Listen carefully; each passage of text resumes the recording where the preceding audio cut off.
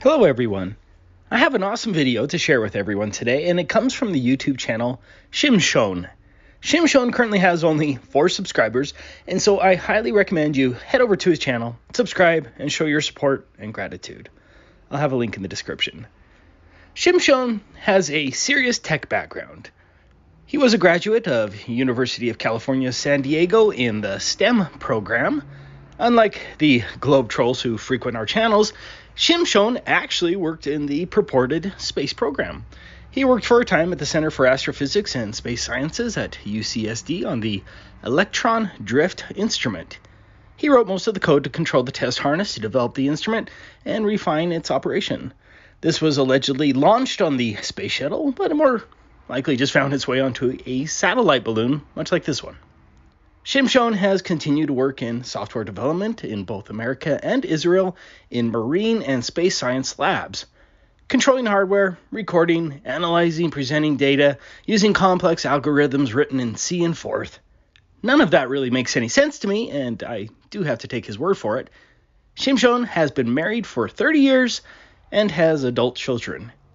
He also wanted to give a shout out to the Owen Benjamin Israeli Bears.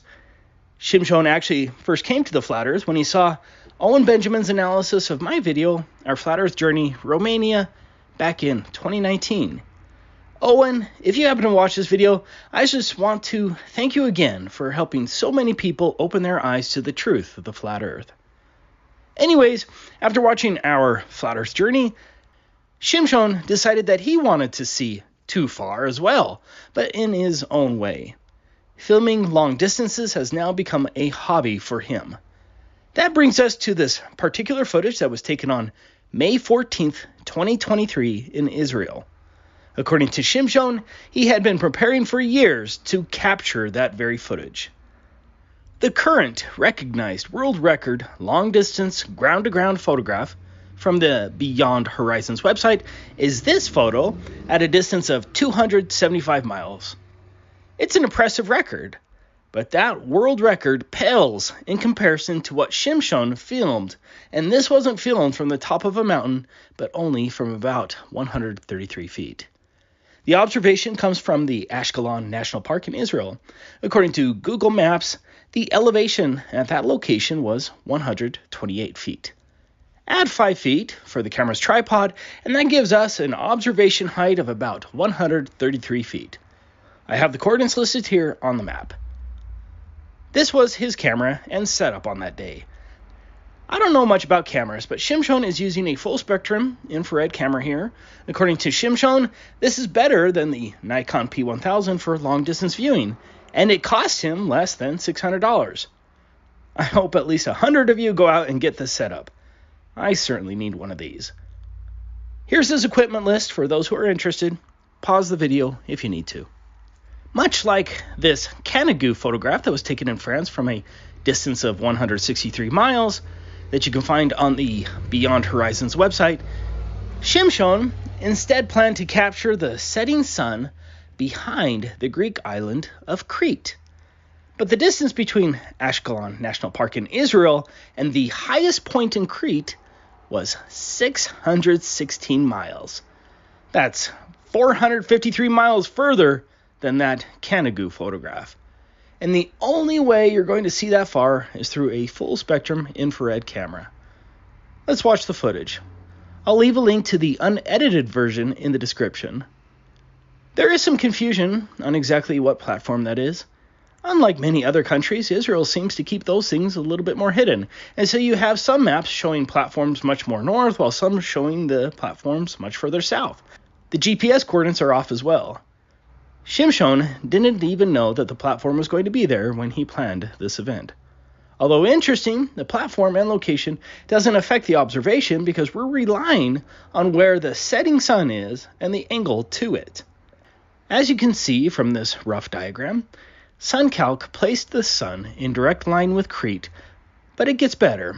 So, how can we confidently say that Shimshon actually filmed Crete 616 miles away, and those aren't some distant clouds? First, keep in mind that the whole event was carefully planned and executed, including a specific date and vantage point. This wasn't an accidental viewing. He used a high-zoom, full-spectrum camera to capture what very few people would be able to do, to capture the silhouette of Crete in front of the setting sun. Second, the silhouette in front of the sun certainly looks like pointing mountains in the distance, much like Kenegu, which further supports Shimshon's claim. What are the odds that at the exact time of his planned observation, clouds just happen to form at the same angle with the setting sun that appear to look exactly like mountains? Possible, but not probable. But more importantly, the silhouette of the mountains in the actual video closely matches the same results from Google Earth. Here we have our pathway from the camera's location to the highest point of Crete. According to Google Earth on May 14th, 2023, this is what the sunset should have looked like on the same pathway. Keep in mind that Google Earth adds a phony curvature drop, which distorts the view of the mountains.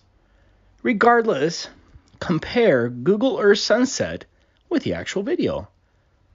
I have them here on top of each other.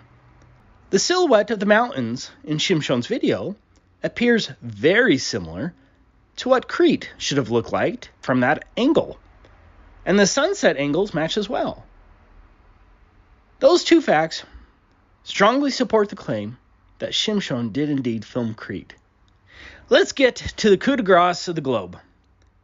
At an observation height of 133 feet and a distance of 616 miles, we get a target hidden height of 240,197 feet, or 45.5 miles. Here are the calculations in metric. For some perspective, a height of 45.5 miles would be enough to hide 88 of the Burj Khalifas stacked on top of each other. The highest point on Crete is Mount Ida at 8,058 feet, or 1.5 miles. That means the tallest point on Crete should have been 39 miles below the geometric globe horizon. The top of those points should be 39 miles below the curvature from the vantage point of Israel. Of course, the hired globe propagandists aren't going to give up their livelihood and surrender to the flat earth truth, but come on. Shimshon's video evidence here destroys the globe for the honest and reasonable person. There is simply no way that Crete should have been visible 616 miles away at a mere observation height of 133 feet. I don't care what imaginary pixie dust you throw at it in your ridiculous attempts to maintain your globe indoctrination. The globe illusion is dead here. Thank you for watching.